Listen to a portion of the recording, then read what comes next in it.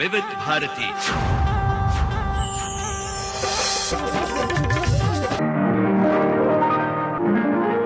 आज के मेहमान, आज इस कार्यक्रम में हम आपके लिए लेकर आए हैं सुप्रसिद्ध शायर और विविध भारती के भूतपूर्व केंद्र निदेशक राजेश रेड्डी से एक मुलाकात। आपसे बातचीत की है यूनुस खान ने। आज सुनिए इस बातचीत का पहला भाग।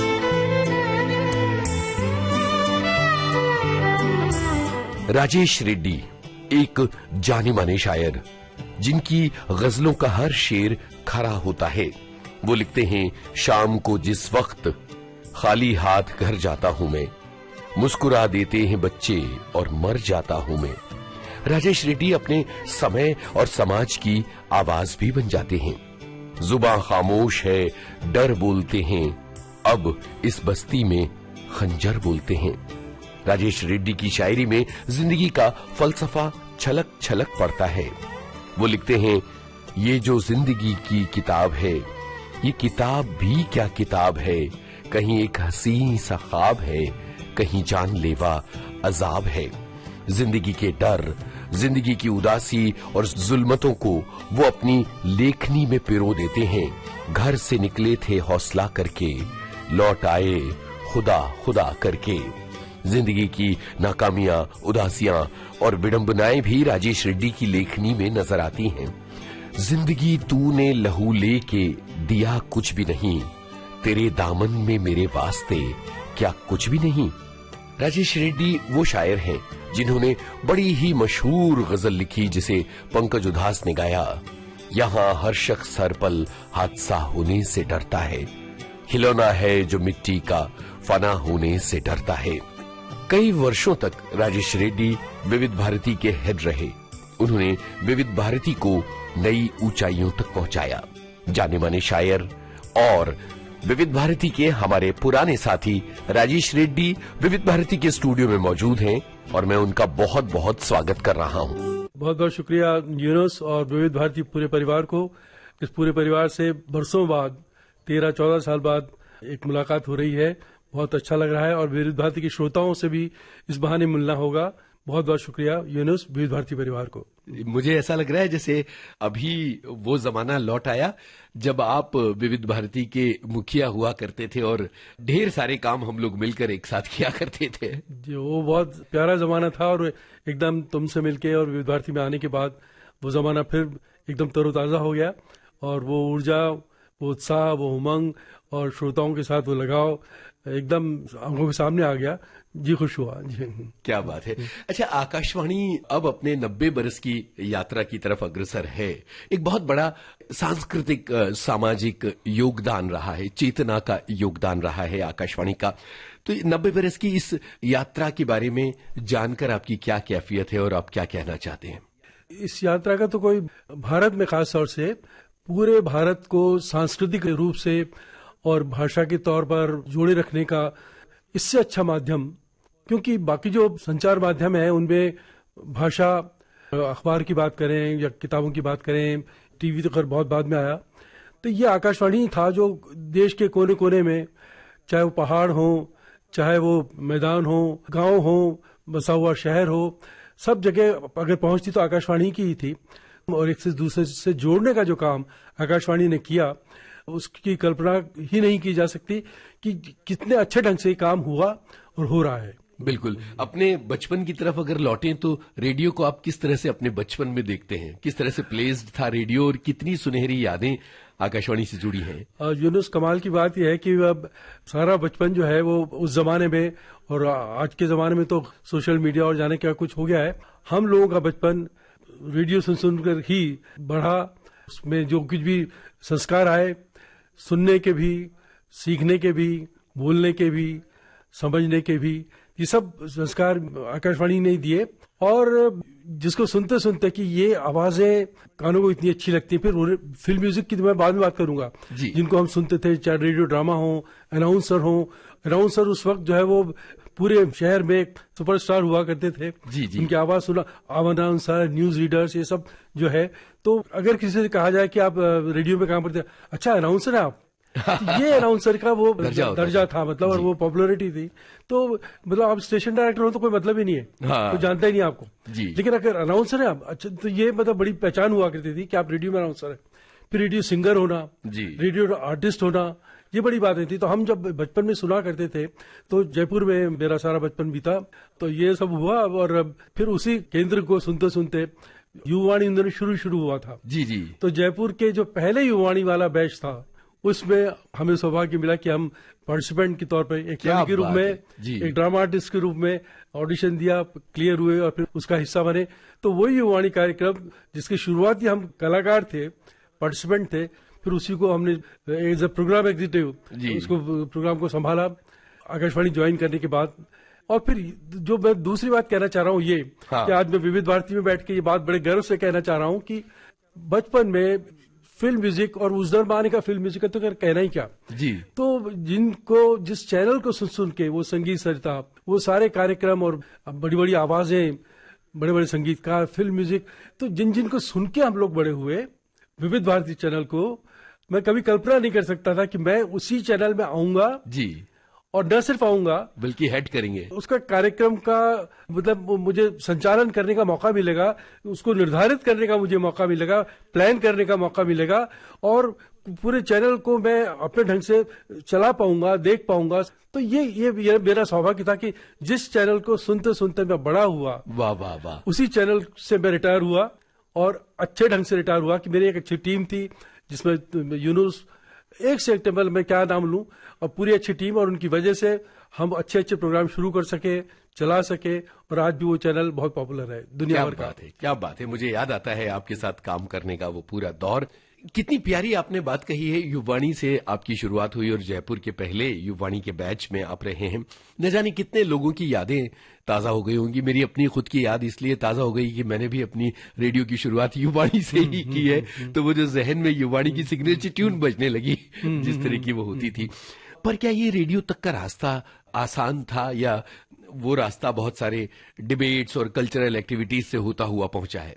हाँ, नेचुरली ये आप एकदम अचानक आकाशवाणी में नहीं जा सकते, आपको एक सांस्कृतिक लिटरेरी बैकग्राउंड तो आप में होना ही पड़ेगा। बिल्कुल, उसके बगैर आप आकाशवाणी में एंटर नहीं कर सकते, कम से कम आर्टिस्ट के तौर पर या पार्टिसिपेंट के तौर पर। और उस वक्त तो शर्तें और भी ज्यादा, वो आकाशवाणी का एक तरह से जयपुर का आकाशवाणी ड्रामे के मामले में नंबर 1 था। बिल्कुल बिल्कुल, बड़े दिग्गज लोग, नंदलाल शर्मा जी, फिर ओम शिवपुरी, ये सब लोग वहां पे, गंगा प्रसाद जी, हाँ, तो ये सब जो उसका मेयर था वो ऐसा था कि पूछे मत। जब हम आकाशवाणी में एंटर, उससे पहले हम लोग रंगमंच, कवि सम्मेलन, साहित्य, ये सब कर चुके थे जी, और कर रहे थे, है ना। तो उसके साथ ये हम ऑडिशन देने गए, उत्तर से सेलेक्ट हुए और पार्टिसिपेंट के तौर पे उसमें हिस्सा लिया। तो ये सफर जो है आकाशवाणी का सफर, पहले मेरा अपना रचनात्मक सफर शुरू हुआ और वो फिर आकाशवाणी के जरिए आगे बढ़ा। ये बहुत ही शानदार बात है। जयपुर में जब आप पढ़ रहे थे तो आपने कहा कि रंगमंच और बाकी कल्चरल एक्टिविटीज में आप शामिल थे, तो रंगमंच की अपनी एक्टिविटीज के बारे में बताइए। रंगमंच का यूं था कि मैं थोड़ा अपना पारिवारिक पहले बैकग्राउंड बताऊं कि मैं, हमारे परिवार में संगीत का परिवार रहा है। हमारे पिताजी बाकायदा गायक रहे और आकाशवाणी जयपुर के उस वक्त ए ग्रेड आर्टिस्ट में से वो सुगम संगीत के गीत, गजल, ये सब गाना उनका रहा। और न सिर्फ वो गायक थे बल्कि उन्होंने जयपुर में एक राष्ट्रीय तरुण कलाकार परिषद और श्रुति मंडल, ये 2 सांस्कृतिक मतलब कल्चरल ऑर्गेनाइजेशन कौशल भार्गव साहब के साथ मिलकर खड़ी की, जिसने साल भर में बड़े बड़े कंसर्ट, म्यूजिकल कंसर्ट, और बड़े बड़े उस्ताद, बड़े बड़े पंडित, बड़े बड़े गुरु, तो इन सबको हमने बचपन से उनको आमने सामने बैठ के सुना, उनके आसपास घूमे, कई लोग हमारे घर भी आए।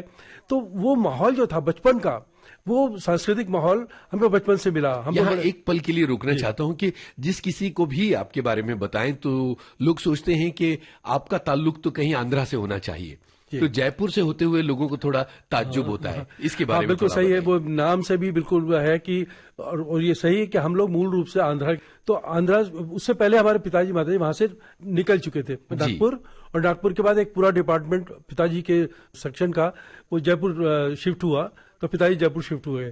तो हम बहुत बचपन में ही, हम बच्चे लोग जो थे वो जयपुर शिफ्ट हो गए उनके साथ, और फिर मेरी सारी परवरिश, पढ़ाई लिखाई सब जयपुर हुई।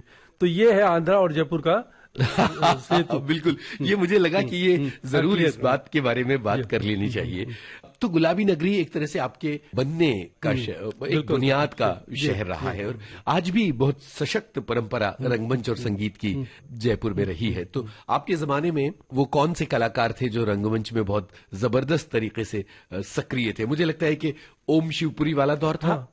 ओम शिवपुरी उस वक्त एनएसजी जा चुके थे। ओके। हाँ, और हम उस वक्त छोटे थे और हम लोग रंगमंच में एक्टिव हुए थे, देख ही रहे थे, सुन ही रहे थे और एक सीखने का प्रोसेस जारी था जी। तो जो हमारी बचपन की यादें हैं, मतलब शुरुआत की दिनों की यादें हैं, उस वक्त ओम शिवपुरी और सुधा शिवपुरी वाह का तुगलक, क्या बात जो इब्राहिम अलकाजी का डायरेक्ट किया हुआ, वो क्लासिक प्ले था, क्लासिक प्ले। और इन दोनों का जो रोल था, मतलब ये मैं इन्हें कह सकता हूं कि ये ओम शिवपुरी, उनको फिल्मों में वो जगह नहीं मिली, उनको क्रेडिट नहीं मिला, उनको काम नहीं मिला, जिसके वो हकदार थे वो दिलीप कुमार थे। वो बिल्कुल रंगमंच के दिलीप कुमार थे, वो क्रेज था उनका। और वो जो अदायगी, उनका प्रेजेंटेशन, उनकी डायलॉग डिलीवरी, सब कुछ, तो बचपन से ये ओम शिवपुरी, सिद्धार्थ शिवपुरी, मोहन महर्षि, ये सब लोग, और दिल्ली से प्लेस बराबर आते रहते थे, हम लोग देखते थे। अंधायुग, ये सब देखे हमने, और एवं इंद्रजीत, ये सब नाटक जो बादल सरकार के सारे। तो रंगमंच की एक अच्छी खासी परंपरा, जिसमें जयपुर के लोग तो करते ही थे, दिल्ली से भी बड़े बड़े थिएटर ग्रुप, दिल्ली और कलकत्ता के लोग आते थे, थिएटर फेस्टिवल भी होते थे और क्लासिकल म्यूजिक के कंसर्ट्स भी होते थे। बिल्कुल। आज जयरंगम जैसी चीजें चल रही हैं, तो कैसा लगता है आपको? नहीं, बहुत अच्छा लगता है, बहुत अच्छा लगता है। मैं गया हूँ उनके एक फेस्टिवल में, और जहां से मकरंद देशपांडे वगैरह हर साल जाते हैं वहां पे टीम लेकर के और प्ले लेके, तो वो एक तरह से थिएटर का माहौल जो है वो रिवाइव कर रहे हैं, और अच्छी ऑडियंस भी आती है वहां पे, और अच्छा चल रहा है मुझे जी। और बातें करेंगे आपके बचपन की, हम यहीं इसी वक्त में थोड़ा ठहरना चाहेंगे। मुझे लगता है कि जिस दौर की हम बात करें, उस दौर की याद के नाम एक गाना होना चाहिए। तो हाय रे वो दिन क्यों ना आए, हाँ, अनुराधा, बहुत अच्छा है, बहुत अच्छा है ना, ये गाना सुनते मेरा पसंदीदा। दिन क्यों ना आए, शैलेंद्र का लिखा, पंडित रविशंकर का स्वरबद्ध किया ये गाना, अनुराधा फिल्म का, ऋषिकेश मुखर्जी की ये फिल्म थी। उस दौर में फिल्म म्यूजिक और फिल्मों से किस तरह का ताल्लुक था? जयपुर में फिल्में देखने की और टॉकीजों की भी एक बड़ी शानदार सी परंपरा रही है। जयपुर में एक से एक थिएटर थे जी, और उस वक्त ये राज मंदिर, कभी नाम सुना हो? बिल्कुल। हाँ, तो वो राज मंदिर मेरे ख्याल से भारत का अकेला ऐसा थिएटर था जो बिल्कुल राज मंदिर, और उसमें राज वाला वो भी था जी, शाही अंदाज उसका, तो वो लोग देखने आते थे। फिल्म तो बाद में, थिएटर पहले देखते थे। हाँ, वो टूरिस्ट मैप पर था। हाँ, वो थिएटर का अपना क्रेज था उसका जी। तो राज मंदिर, जेम, पोलो विक्ट्री, ये सब उस वक्त तो फिल्में भी, मतलब आज कहीं नहीं, इतने करोड़ उतने करोड़, मतलब 100 दिन चली, ये बड़ी बात होती है। बिल्कुल, है ना, इसलिए 100 दिन पूरे किए हैं। तो उस वक्त वो जमाना था जब हम लोग फिल्में देखते थे, तो ये सब बड़े बड़े थिएटर थे, और फिल्मों का तो खैर दौर ही अलग था। हम कभी कभी स्कूल से भी भाग के देखा करते थे, ये सब भी होता था जी। ये हुआ है, लेकिन स्कूल से भाग के देखना भी हुआ है। उपकार जैसी फिल्म हमने देखी थी, वाह, और कई फिल्में थी, और लंबी लंबी लाइनें, और आपको टिकट मिल जाए, बड़ी बात है ना। तो ये वो दौर देखा है हमने, जबकि थिएटर में जाकर फिल्म देखना, और स्कूल से भाग के भी देखना, और टिकट के लिए धक्का मुक्की होना, ये सब दौर देखा है। और फिल्म म्यूजिक का तो ये था कि सबसे बड़ा एंटरटेनमेंट वही था। घर में रेडियो चल रहा है, विविध भारती चल रहा है, फिल्मी गा रहे हैं, कहीं लता जी हैं, कहीं आशा जी हैं, कहीं रफी जी हैं, कहीं मुकेश हैं, कहीं मन्ना डे हैं, तो ये सब चलता था। और हमारे क्योंकि संस्कार में म्यूजिक भी था, और म्यूजिक ही था जी। मैं अपने घर में नहाने में सबसे ज्यादा टाइम लेता था। अच्छा, क्योंकि गाना चलता था।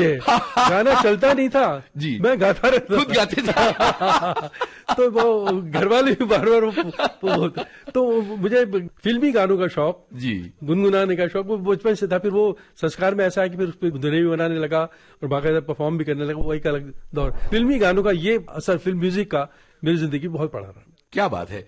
और तब से ही ये गायकी वाला मामला आपका? हाँ, मेरे ख्याल गायकी तो हमारे परिवार में पिताजी, बड़े भाई साहब आज भी गायक हैं, वो सिखाते भी हैं। तो संगीत और गायकी का एक वो जो अंग है वो हमारे संस्कार में है। लिखना पढ़ना साहित्य में मैं बाद में आया उस तरह से। जी, रंगमंच वाली आपकी एक्टिविटीज में वो कौन से नाटक याद आते हैं जिनका यहाँ जिक्र हो जाए? मैंने रंगमंच में कम से कम 10 साल जयपुर में थिएटर किया जी। वो एक लड़कपन का दौर था हमारा, मतलब बीए का दौर ही था।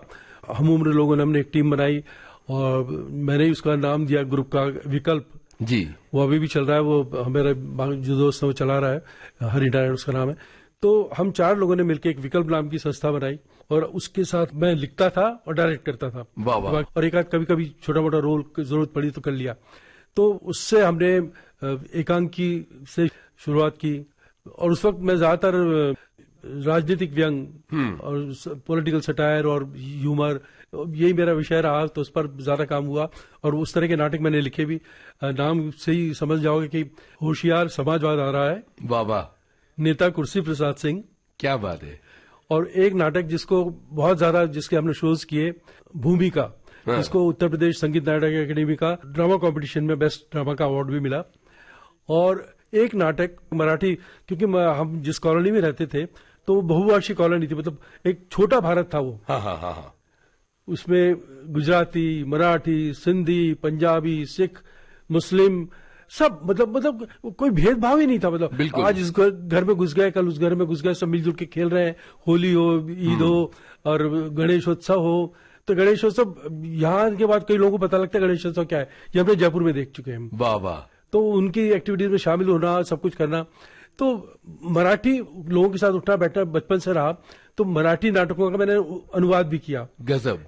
तो एक नाटक था शाम फड़के का, कॉमेडी, काका की शाचा, जिस पर मराठी में फिल्म भी बनी। हाँ हाँ। तो उसका मैंने कौआ चले हंस की चाल, क्या बात है, इस नाम से किया।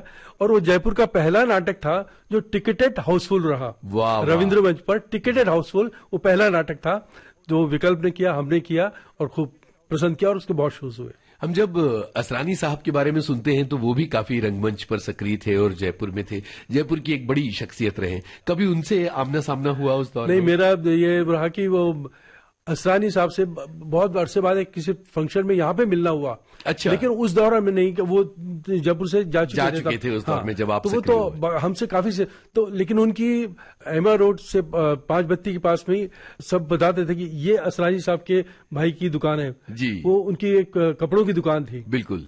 फिर हमारे जो पिंचू कपूर, आपने नाम सुना होगा? जी जी बिल्कुल। पिंचू कपूर, ओम शिवपुरी, ये सब ये हमारे सीनियर लोग, मतलब जो निकल चुके थे हमारे जमाने से पहले ही। हाँ, तो लेकिन इनको सुन के, मतलब ये हमारे लिए वो स्टार थे कि जयपुर के ये लोग हैं जिन्होंने नाम कमाया, बड़े लोग थे।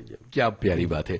अच्छा, जब आप आकाशवाणी से जुड़े और युवावाणी करने लगे, उस समय भी तो जयपुर आकाशवाणी जो है वो एक बहुत ही बुलंद संगठन था और बहुत बड़े बड़े लोग आकाशवाणी से जुड़े थे।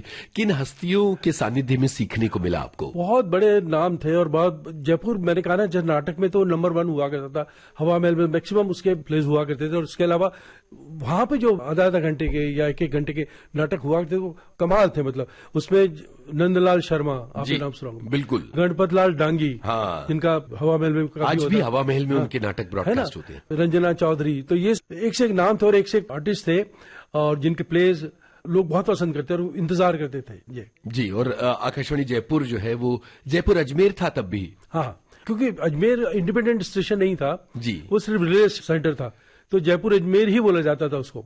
और आज भी शायद वही होगा कि अजमेर सिर्फ रिले सेंटर है, वहां पे कोई रिकॉर्डिंग या उस तरह का इंडिपेंडेंट ब्रॉडकास्ट नहीं होता है।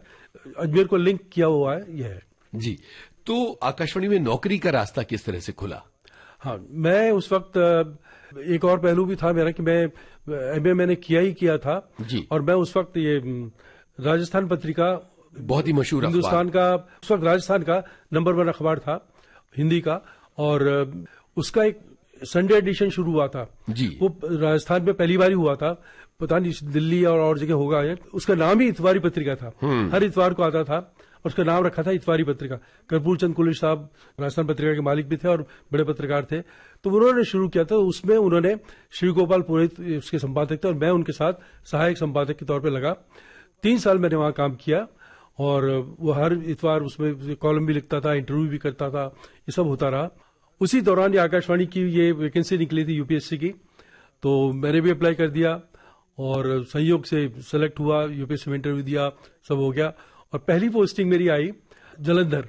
अच्छा, ये 1980 की बात है। क्या बात है। 19 नवंबर, हाँ 1980 में तो पहली पोस्टिंग मेरी जलंधर हुई। मैंने वहां ज्वाइन किया, 1 साल वहां काम किया।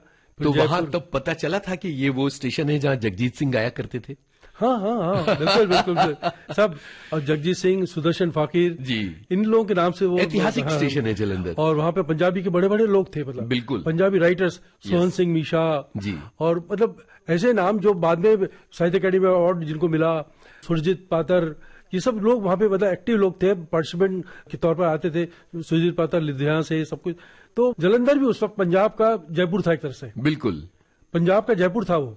वहाँ बड़े अच्छे नाटक, बड़े अच्छे आर्टिस्ट और बहुत एक्टिव शायर था जी। तो मेरा बहुत अच्छा वक्त गुजरा। और मेरे जो सीनियर थे वो सारे पंजाबी लोग थे, मतलब हिंदी वाला मैं अकेला था वहाँ पे। हाँ, हिंदी का प्रोग्राम मैं ही संभालता था वहाँ पे, हिंदी का पैक्स था वहाँ पे मैं। लेकिन एक से प्रोग्राम, और पंजाबी ऐसी भाषा थी कि जो समझने में उतनी मुश्किल नहीं दिक्कत थी, नहीं मतलब। थी, जी। तो मेरा अच्छा वक्त गुजरा जी। कितने वक्त तक आप जालंधर में रहे? 1 साल जी। और किन हस्तियों से आपका बहुत करीबी ताल्लुक रहा लिटरेचर की? मैंने बताया ना, सोहन सिंह मीशा जी, और फिर उर्दू के भी कई लोग थे वहाँ पे, जी, जो सुरजीत पातर, वो उस जमाने में उनसे मिलना हो गया था, जो बाद में साहित्य अकेडमी अवार्ड मिले, मेरे सब बिल्कुल। मिशा साहब को मिला। तब तक आपका लिखना शुरू हो चुका था? हाँ, लिखना तो मेरे जयपुर में शुरू हो चुका था जी। लेकिन मैं उस वक्त मैं गीत लिखता था। तो शुरुआत मेरी मंच से हुई, गीत लिखता भी था, छपते भी थे, सब कुछ। और एक गीतकार के तौर पर मैं राजस्थान में जगह जगह कवि सम्मेलन में भी जाया करता था। उदयपुर में जब कवि सम्मेलन हुआ तो पहला जो मेरा बड़ा ब्रेक था या पहचान या आत्मविश्वास जैसे मिला, तो नीरज जी का तो बोलबाला था उस वक्त, गीतों के राजकुमार थे। बिल्कुल, बिल्कुल। उनके नाम से पूरा क्राउड इकट्ठा होता था, हजारों लोग इकट्ठा हो जाते थे, सुबह तो, तक लोग सुनते थे और सबसे लास्ट में उन्हें पढ़वाया जाता जी। था। और मेरा वो शुरुआती दौर था जी। तो नीरज जी थे वहां पे, वो मुख्य कवि तो थे ही थे।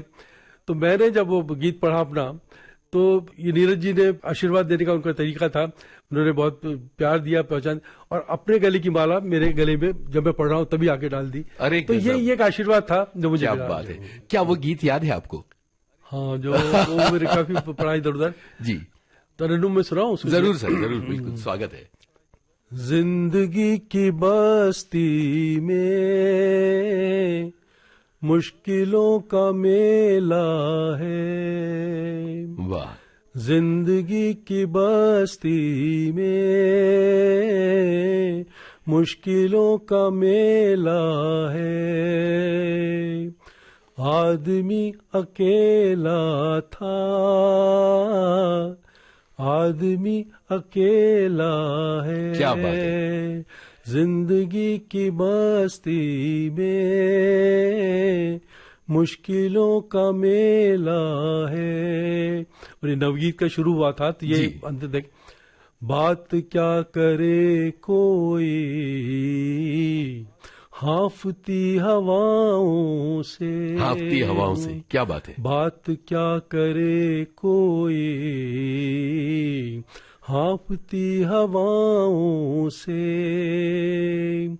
कब तलक कटेगी ये जिंदगी दुआओं से, वाह वाह वाह।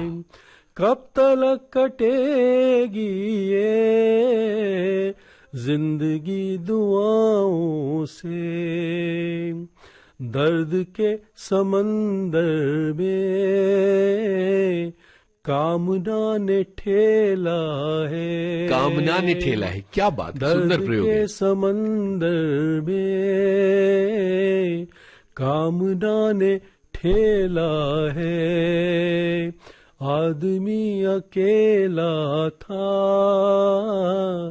आदमी अकेला है। क्या बात है, क्या बात है। जाहिर है कि इस रचना से नीरज जी की प्रशंसा तो मिलनी ही थी, और ये आपके लिए बहुत यादगार लम्हा रहा होगा। वो बिल्कुल, और एकदम शुरुआती दौर में इतने बड़े हस्ती का आशीर्वाद मिलना और प्रोत्साहन मिलना, तो वो एकदम यादगार और बहुत आत्मविश्वास देने वाला लम्हा था, एक सफर को आगे बढ़ाने वाला होता। जब आप घर लौटे इस कवि सम्मेलन के बाद, तो क्या पिताजी की कैफियत थी, उन्हें क्या बताया? वो बहुत खुश हुए, लेकिन मैं यहाँ ये भी बताना चाहूंगा कि हमारे पिताजी, मैंने कहा वो गायक थे और संस्था चलाते सब कुछ, लेकिन एक अलग तरह के पिता थे वो, बिल्कुल बहुत कम बोलना, मतलब उनसे हमारा संवाद जो है ना, मिनिमम। हमारे नाटक भी देखते थे, आते थे, देखते थे, लोग खुश हो रहे हैं, तालियां बजा रहे हैं या सब कुछ, या कवि सम्मेलन में भी आते थे कभी, तो वो आके देखा और चले आए घर पे। अखबार में भी कॉलम लिखता था, हर वक्त संडे आता था, हाँ। पढ़ते थे, सब कुछ था, लेकिन वो खुद अपनी तरफ से कभी, वो दौर था तो हो सकता है कि आज तो अगर हम अपने बच्चों से दोस्त की तरह से बात करते हैं, जी। पिताजी का एक डिस्टेंस हमेशा रखते थे। तो आपके जहन में हमेशा ये सवाल रहता होगा कि अच्छा हाँ। लगा है कि नहीं, हाँ, क्या चल रहा है मन में। बस वो उनको सूचना जरूर हो, और हमारा संवाद माँ से होता था जी। उनसे खूब मतलब हंसी मजाक बोलना चलना, सब नाराजगी या गुस्सा या सब कुछ। पिताजी से घर में जो था, लेकिन वो खुश तो होते थे, बहुत खुश जी, होते जी, थे, जी। लेकिन वो डायरेक्ट इस तरह से बोलते नहीं थे। वो बताते दौर नहीं। भी ऐसा था हाँ, कि पिताओं से संवाद बहुत कम हुआ करता था। माँ की स्मृतियां हमारे साथ बांटिए कि उनसे क्या कुछ आपने सीखा है, आपकी शख्सियत में उनका क्या योगदान है, और आपकी कामयाबी तो उन्हें कितना खुशी दी। नहीं, बिल्कुल। ये पारिवारिक रूप से अगर देखें तो पिता ने माहौल दिया, जी। पिता ने माहौल दिया। मतलब अगर मैं कलाकार बना हूं या कला के क्षेत्र में हूं, तो वो पिता के संस्कार हैं। पिता ने जो माहौल दिया बचपन से, अगर आप देखें तो कुमार गंधर्व, भीमसेन जोशी, रविशंकर, बुद्धदेव मुखर्जी, राजन साजन मिश्र, अमजद अली खां, बड़ा कोई नाम लीजिए जिनको हमने बचपन में आगे बैठ के सुना है, आमने सामने देखा, उनके आसपास घूमे बैठे, गिरिजा देवी, बेगम अख्तर, बाप रे, कोई नाम लीजिए, तो वो सब हमने देखा है और उनके साथ उठे बैठे हैं। कई लोग हमारे घर आए, है ना। तो ये माहौल पिताजी ने दिया, उसके बगैर हमारे संभव नहीं था कि हम उस दुनिया को देख सकते, इन बड़े लोगों को देख सकते, इन हस्तियों। तो वो उनको सुन सुन के भी संस्कार हुए। संगीत जो है वो इस तरह से भी संस्कार में आता है, एक तो बाकायदा आप गुरु से सीखते हैं और एक सुन के भी सीखते हैं। तो वो हमने उस तरह से सीखा। तो पिताजी ने माहौल दिया, संस्कार दिया। माँ ने जो है वो एक पूरा प्रोटेक्शन कहना चाहिए। मैं बात करूं तो हमारी कॉलोनी में, जो मैंने कहा ना, वो एक मिनी भारत था वो। जी जी। लेकिन मेरा बचपन बिल्कुल विपरीत था। मैं अपनी कॉलोनी के चंद शैतान बच्चों में से एक ये तो नया खुलासा है हमारे लिए। मतलब खेलना कूदना ये तो सही है ही, सभी बच्चे करते हैं, सब कुछ है, लेकिन छेड़ने की आदत जो है ना, हाँ। किसी के साथ भी मजाक कर लेना, किसी को तंग करना या मस्ती करना। जी। तो कहीं ना कहीं एक या दूसरे दिन में कोई शिकायत आती थी, शिकायत मेरे पास आती थी कि आज इसने ये क्या। और मेरा बचपन का नाम छोटू था। अच्छा। हाँ। क्योंकि आप छोटे थे इसलिए। हाँ, मेरे बड़े भाई साहब थे, मैं नंबर 2 था जी। तो पहले नाम ऐसे ही रखे जा रहे, घरेलू नाम। बिल्कुल। बड़े भाई साहब श्याम और मेरा नाम छोटू जी। तो वो छोटू की शिकायत जो है रोज आ रही है, मतलब हर दूसरे दिन या हर दिन जो है, आज इसने ये किया, आज इसने वो किया, ये सब चलता रहता था। तो वो माँ थी, प्रोटेक्शन संभालती थी, और कभी कभी वो पिता तक पहुंच जाती थी बात। हाँ। और पिताजी जिस ढंग से पेश आते थे वो मैं नहीं सकता। उसका जिक्र ना ही करें। तो ये एक अच्छा बचपन बीता। और माँ ने जो है वो, क्योंकि पिताजी का यही था कि वो दिन में नौकरी करना, आना, फ्रेश होना, चाय पीना और कपड़े वपड़े बदल के सीधा रविंद्र मंच। अरे घर में वो पारिवारिक के पिता नहीं थे वो। हाँ, वो अपनी दुनिया उनकी, वो अपनी दुनिया थी उनके पास। आए, सुबह ऑफिस चले गए, शाम को आए और फ्रेश हुए, चाय वाय पी और फिर सीधा रविंद्र मंच। फिर वहां से लौटे, खाना वाना खाए, सो गए। हाँ। मतलब बच्चों से भी उनका उस तरह संवाद नहीं होता था। तो वो माँ थी जिनसे मैंने कहा ना कि वो तो परिवार में पारिवारिक माहौल का जो और पारिवारिक मजबूती जो है, खुलापन भी, छूट भी, वो सब माँ से मिली। क्या बात है। और क्या आपकी रचनाओं में माँ झलकती हैं? उस तरह से तो डायरेक्ट तो नहीं, लेकिन कहीं कहीं जैसा बचपन हमने गुजरा, तो वो एक लोअर मिडिल क्लास का, जो मिडिल क्लास मतलब सरकारी कर्मचारी जो है, बिल्कुल उनकी कॉलोनी थी, तो हम उसी में तो, लेकिन बहुत खुशहाल। मतलब मैं अपने आप को अगर आप देखूं तो हो सकता है आर्थिक रूप से हम लोग बहुत लोअर मिडिल क्लास ही कहना चाहिए उस वक्त, लेकिन एक बहुत ही सांस्कृतिक रूप से समृद्ध खुशहाल परिवार थे। और मुझे अपने बचपन की बहुत अच्छी यादें हैं, मैं खुशहाल हूँ जी। क्या बात है। इतनी सुंदर बातें हो रही हैं और इतनी जज्बाती बातें, तो मुझे लगता है कि यहाँ आशीर्वाद फिल्म का गाना सुनते हैं। हाँ, एक था बचपन, क्योंकि ये जो बचपन के जो दिन हैं उनके हमने की रेड्डी साहब। और ये वो बातें हैं जो इसलिए जरूरी थी कि वो कौन से तत्व थे जिन्होंने आपको बनाया। लेखन की दुनिया में उस समय में जब आप धीरे धीरे कदम बढ़ा रहे थे, तो आपके आदर्श कौन थे, और क्या कोई था जो आपकी रचनाओं को सुधारे या जो आपको मार्गदर्शन दे वहां पर जयपुर में? जी, जयपुर में जैसे मैंने कहा कि मैं गीत से शुरू हुआ था, तो मेरे 2 बड़े लोग थे जो मेरे काव्य गुरु भी मैं जिन्हें मान सकता था, और जो मेरा मार्गदर्शन भी देते थे, आशीर्वाद भी देते थे। एक थे तारा प्रकाश जोशी जी, और एक हरिराम आचार्य। हरिराम क्या आचार्य ने बात है। फिल्मों में भी लिखा, जी जी जी। मेहंदी रंग लाएगी, दानसिंह जी के साथ उनके गाने हैं हाँ। बहुत सारी फिल्मों के। और तारा प्रकाश जोशी जी आईएएस ऑफिसर थे, अच्छा, लेकिन गीत में उनका कोई जवाब नहीं था। मतलब इतने बड़े गीतकार थे वो राजस्थान के। मतलब एक पंक्ति यूनुस में बताऊंगा उनकी, मेरे गुरु तो एक तरह से, मेरा वेतन ऐसे रानी, मेरा वेतन ऐसे रानी जैसे गर्म तवे पर पानी। ओ हो, क्या अद्भुत है। हाँ? क्या अद्भुत है, जैसे गर्म तवे पर पानी। क्या अब बात है। ऐसी पंक्ति मतलब मैंने नहीं सुनी। क्या बात है, क्या बात नहीं है। सुनी। तो ऐसे लोग मेरे आदर्श थे, मेरे गुरु थे, जिनके साथ मैं उठता गजब बैठता गजब था। गजब। अब ये जीवन में कभी भूलेगा नहीं, ये इतनी अद्भुत है। मेरा वेतन ऐसे रानी जैसे गर्म तवे पर पानी। तुरंत खत्म। वाह वाह। तो और हरिराम आचार्य जी के तो बिल्कुल, मेरी भी मुलाकात रही है उनसे। तो ये लोग थे जिनसे सीखा। लेकिन मेरे साथ अच्छी बात रही आप संस्कारों में, जिसने मुझे आगे थोड़ा गंभीर लेखन की तरफ रखा, उसने मंच ही नहीं बनाया, वो ये कि मैं बाकी विधाएं भी पढ़ता था। मेरे निर्मल वर्मा, भीष्म साहनी, राजेंद्र यादव, कमलेश्वर, ये सब मतलब फिक्शन भी, उपन्यास भी, आलोचना भी, नामवर सिंह जी भी। हिंदी में तो एमए किया था, तो हिंदी साहित्य से बराबर जुड़ाव। और फिर बचपन से ही वो हमारे कॉलोनी में, हमारा अखबार, परिवार में सिर्फ अखबार था, मतलब किताबों को वो नहीं था उतना। तो एक कॉलोनी के आगे डिपार्टमेंटल लाइब्रेरी हुआ करती थी, उसमें सारे अखबार आते थे। मतलब अखबार तो थे ही थे, पत्रिकाएं भी, दिनमान, साप्ताहिक हिंदुस्तान, कादम्बिनी। तो ये मैं इन सबको चाट जाया करता था वहां जाकर के, घंटों घंटों वहीं बैठता था। तो और बाकी लोग जो आके चले गए, और मैं अपने अभी इसको पढ़ रहा हूँ, फिर उसको पढ़ रहा हूँ, फिर उसको, मतलब 3-4 टेबल पे मैं मेरे 2-3 घंटे निकल जाते थे। तो बचपन से वो पढ़ने का भी शौक था, संगीत का भी शौक था। तो ये सब चीजें जो है संस्कार में। और फिर जैसा होता है कि ये तो मेरे आदर्श थे ही और बड़े थे। बाकी फिर उर्दू शायरी की तरफ यूं हुआ कि गीत करते करते फिर हम उम्र लोगों के साथ उठना बैठना, है ना, सुनना सुनाना।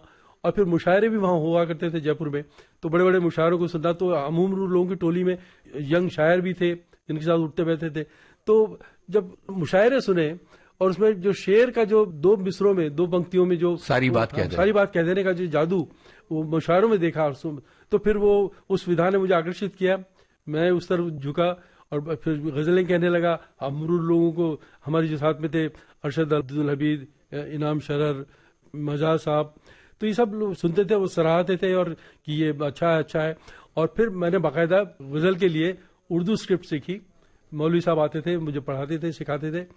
और फिर मैं बाकायदा गीत से गजल में शामिल हो गया। गजल को मैंने अपनाया और शायद फिर गजल ने मुझे भी अपना लिया। क्या प्यारी बात है। तो शुरुआती गजलों में से कोई एक हमें सुनाइए। मेरा सौभाग्य रहा यूनुस की ये जो गजल पंकज दास साहब ने गाई और पूरे दुनिया में पहुंची, जो आपकी पहचान के साथ की हुई है, वो जयपुर की गजल है। वाह, वो शुरुआत कमाल। ये मुझे नहीं पता था। और ये मेरे लिए हैरत की बात है कि वो आपकी शुरुआती गजल है। नहीं यूनुस, इसलिए आश्चर्य की बात नहीं होनी चाहिए वो कि गीत से मेरी यात्रा शुरू हो चुकी थी जी। गजल की विधाओं को मैंने आपने शिफ्ट किया है। हाँ, गजल में शिफ्ट किया और उसको अपना लिया। मैंने कहा ना, हम उम्र लोगों के साथ उठते बैठते, सुनते सुनाते, उनसे आश्वस्ति मिली। और एक हमारे बुजुर्ग होते थे, कहना चाहिए टोंक में रहते थे वो, तो वो भी आया करते थे और शाम को बैठे और एक दूसरे को सुनाना। तो उन्होंने जब ये पहली बार सुनी गजल, तो वो भी चौंक गए, मतलब क्योंकि ये ट्रेडिशनल ढंग की गजल नहीं है। बिल्कुल बिल्कुल बिल्कुल। तो बोले, और ये जो जिसको कि गजल की जबान में या उर्दू में टेक्निकली रदीफ कहते हैं, है ना, जो गजल के पंक्ति के आखिर में आती है और वो रिपीट होती है हर शेर में, से डरता है। अब ये रदीफ जो है वो अनसुनी सी थी, मतलब, और कभी इससे पहले मैंने सुना नहीं है। तो खुद मुश्किल भी है, मुश्किल भी है। तो उसको निभा ले जाना, और उसको तो वो भी हैरान हुए कि ये यार तुम ये रदीफ ले आए और उसको तुमने शेर भी कह दिए और अच्छे शेर कह दिए, सब कुछ है। और फिर वो शेर उसने तो मुझे मतलब सबसे ज्यादा प्यार दिया, पहचान दी।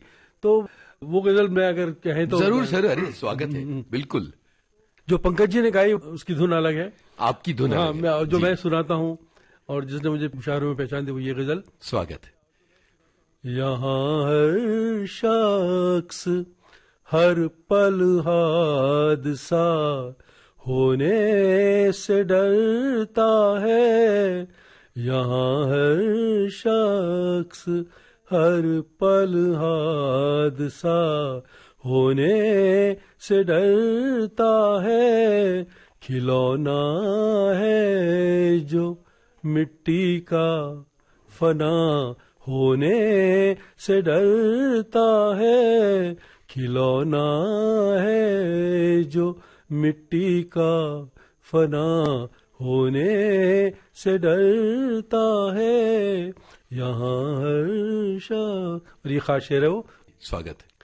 मेरे दिल के किसी कोने में एक मासूम सा बच्चा, मेरे दिल के किसी कोने में एक मासूम सा बच्चा, बड़ों की देख कर दुनिया बड़ा होने से डरता है, बड़ों की देख कर दुनिया बड़ा होने से डरता है, खिलौना है जो मिट्टी का फना।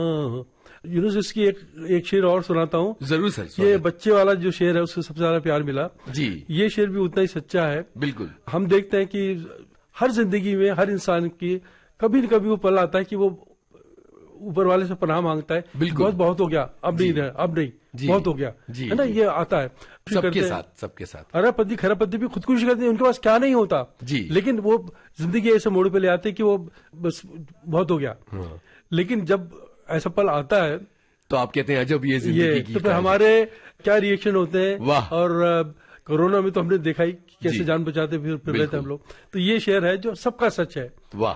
अमीर हो गरीब सबका, यहाँ हर शख्स हर पल हादसा होने से डरता है, अजब ये जिंदगी की कैद है, दुनिया का हर इंसान, अजब ये जिंदगी की कैद है, दुनिया का हर इंसान रिहाई मांगता है और रिहा होने से डरता है, रिहाई मांगता है और रिहा होने से डरता है, खिलौना है जो मिट्टी का फना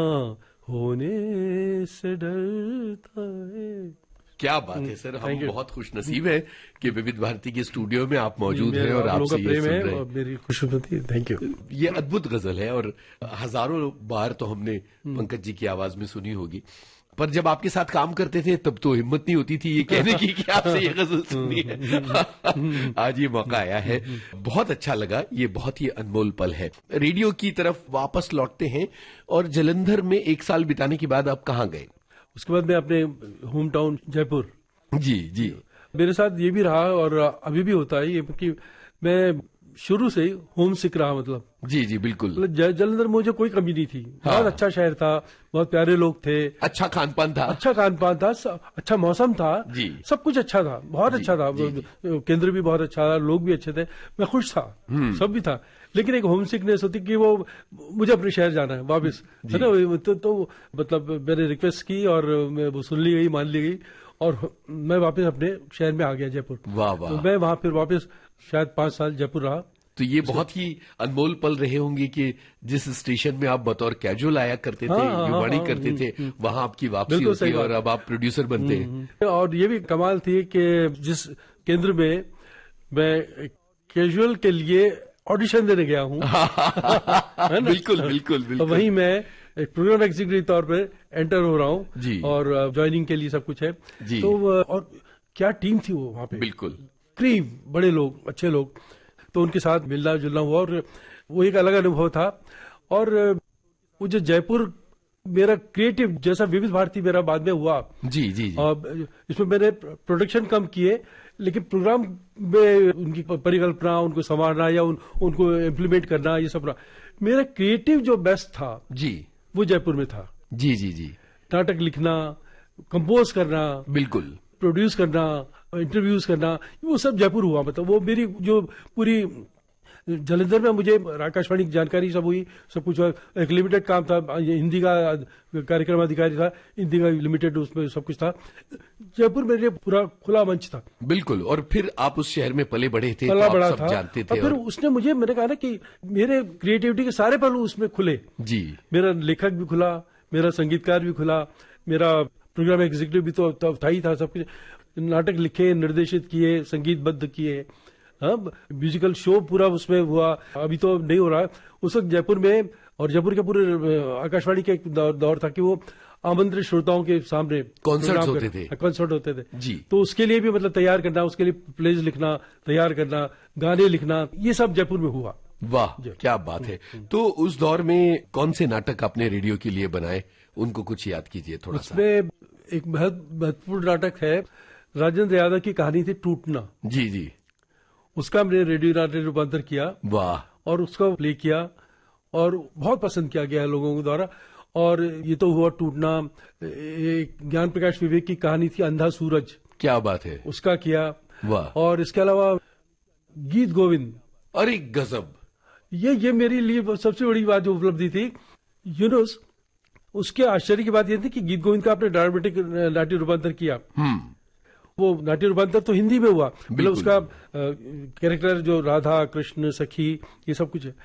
गीत गोविंद मूल रूप से संस्कृत में है, बिल्कुल, जयदेव जी का। जी हाँ, उसके जो गाने हैं, उसके जो गीत हैं, वो मूल संस्कृत में। और मूल संस्कृत में मैंने कंपोज किए, रिकॉर्ड किए, गाए लोगों ने। संस्कृत में। अरे बाप तो रे। गाने संस्कृत में हैं जी। और उनके इंटरप्रिटेशन करते हुए उनको एक तरह से समझाने के लिए मैंने कैरेक्टराइजेशन किया कि आम लोग समझ कि इस गाने का क्या मतलब है, इसमें क्या कहा गया है, इसमें कौन कैरेक्टर है, ये राधा का दुख है, ये कृष्ण की पुकार है। हाँ। है ये तो बहुत मुश्किल काम है। हम बहुत मुश्किल। तो वो एक मेरे लिए वो मील का पत्थर जैसा हुआ। और लोगों को भी हैरानी हुई कि लोगों ने उसका आनंद भी लिया और समझे भी। मतलब गीत गोविंद को ओरिजिनल, क्योंकि मैं ये समझ रहा था कि उससे पहले गीत गोविंद रघुनाथ पाणिग्राही उड़ीसा में, जी जी, तो वो करते रहे और वो बहुत मशहूर है, बहुत पॉपुलर है, सब कुछ है, लोग गायक के रूप में वो पॉपुलर है वो वहां पे।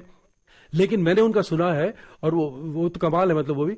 लेकिन मुझे ये लगा कि उनमें वो लोक तत्व ज्यादा है, मतलब कि बंगाल या उड़िया का उनके कंपोजिशंस में भी, उनके गाने में भी।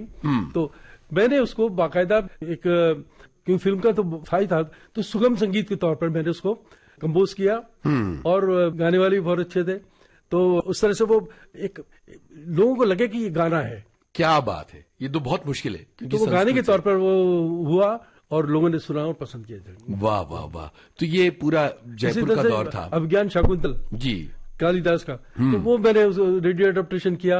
वाह। वो किया। तो ये दो बड़ी थे, कहना चाहिए। क्या शानदार बातें हैं। ये तो बहुत मुश्किल वाले काम आपने वहां किए। इसके अलावा वहां विकल्प भी चलता रहा आपका नाट्य समूह? नहीं, विकल्प ये दौर मेरा पहला था, मतलब रेडियो आने से पहले का था। हाँ। विकल्प अपने रंग से चलता रहा, वो बीच बीच में हम लोग करते भी रहे, लेकिन वो सक्रियता नहीं रही। जी, क्योंकि रेडियो में आप पूरी तरह से अपने आप को झोंक दिया था। मतलब बीच बीच में हम करते रहे नाटक, लेकिन वो जो 10 साल लगातार जो किया वो रेडियो में आने से पहले किया। जी, और बाद में फिर आप पूरी तरह से रेडियो में व्यस्त हो गए। हाँ, उसके बाद भी एक नाटक आला अफसर मुद्रा राक्षस का, जी जी, जो गोगोल का उन्होंने इंस्पेक्टर जनरल का, वो नौटंकी शैली में उन्होंने किया।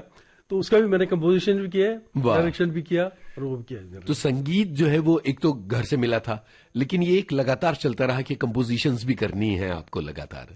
हाँ, इसमें करनी है वाला बात नहीं था, मतलब जरूरत अंदर से होता था। जी जी, अंदर से होता था कि ये मैं करूं। मतलब मेरी कोई मजबूरी नहीं थी। बिल्कुल। हाँ, कि कोई और भी कर सकता था, लेकिन अंदर से कहीं होता था कि ये मैं करता हूं। हाँ, इसको जैसे लिखने का जो है वो अंदर से ही होता है। बिल्कुल। अब तो उसी तरह से वो, चाहे वो गीत गोविंद हो, जयपुर में उस वक्त 5 बड़े संगीतकार थे जी, जो स्टाफ में थे। म्यूजिक डायरेक्टर, म्यूजिक कंपोजर भी एक पोस्ट होती है। बिल्कुल होती है ना, जानते हो। और विविध भारती में नहीं है वो, लेकिन मेन सेंटर्स पे, बॉम्बे में हो या किसी भी सेंटर में कंपोजर की भी पोस्ट होती है। जी जी, उस वक्त 4 मौजूद थे और वो 4 लोग भी परेशान होते थे कि हम हैं और ये आदमी कंपोज कर रहा है। तो उसमें मेरे उस वक्त स्टेशन डायरेक्टर थे गिरीश चतुर्वेदी जी जी, तो उन्होंने मुझे छूट दी कि नहीं आप करो। हाँ, मतलब वरना ये होता नहीं है ये। बिल्कुल बिल्कुल, तो 4 कंपोजर हैं, स्टाफ में मौजूद हैं, तो आप उनको और उस वक्त आप अपना काम खुद कर रहे हैं। जी जी, तो उन्होंने छूट दी और उसकी वजह से वो एज ए कंपोजर भी रेडियो पर, मतलब फिर गाने भी हुए, सब कुछ हुआ। हाँ एक बार मैं बताऊं कि जब महादेव वर्मा का गीत हाँ मैं नीर भरी दुख की बदली, हाँ हाँ, और ये सब हमने किए। मतलब जो एक वो जैसे यहाँ मंथन शुरू हुआ था ना जी, हमने 10 मिनट का प्रोग्राम होता था जी, एक अच्छा गीत या अच्छी कविता हाँ, किसी के लेके उसको कोई पढ़ता था, और गीत होता था कोई गाता था। वाह, तो उस तरह का वाह, एक प्रोग्राम तो वो मैं करता था। तो उसमें महादेव वर्मा का और भारती जी का, फिर बाद में गालिब की गजलें कंपोज की, क्या बात है, कबीर को कंपोज किया, इनको वाह। स्टेज शो किया। तो ये सब मेरे संगीतकार के रूप में मेरे ये चीजें चलती रही लगातार। ये बहुत अद्भुत बात है। ये एक अलग पूरा एक पक्ष है। हमारे सुनने वालों को ये जानकर अच्छा लगेगा कि आप मंच पर तो गाते ही हैं, लेकिन आप अपने निजी जीवन में भी कुछ फिल्मी गीतों से आपका बड़ा लगाव है जो आप गुनगुनाते हैं। तो हमारे लिए कुछ गुनगुनाइए। चलिए मैं गुनगुना देता हूँ। कभी कभी मेरे दिल में ख्याल आता है, वाह वाह, कभी कभी मेरे दिल में ख्याल आता है कि जैसे तुझको बनाया गया है मेरे लिए, कि जैसे तुझको बनाया गया है मेरे लिए। तू अब से पहले सितारों में बस रही थी कहीं, तुझे ज़मीं पे बुलाया गया है मेरे लिए। कभी कभी मेरे दिल में। वाह वाह, क्या बात है, क्या बात है। ये भारती के भूतपूर्व केंद्र निदेशक राजेश रेड्डी से यूनुस खान की बातचीत का पहला भाग। इस बातचीत का दूसरा भाग आपको सुनवाएंगे अगले हफ्ते आज ही के दिन। रिकॉर्डिंग इंजीनियर भावना सिंधल, संपादन सहयोग रीमा जोशी। विविध भारती की ओर से इस कार्यक्रम के प्रस्तुतकर्ता जुबैर खान। आज के मेहमान।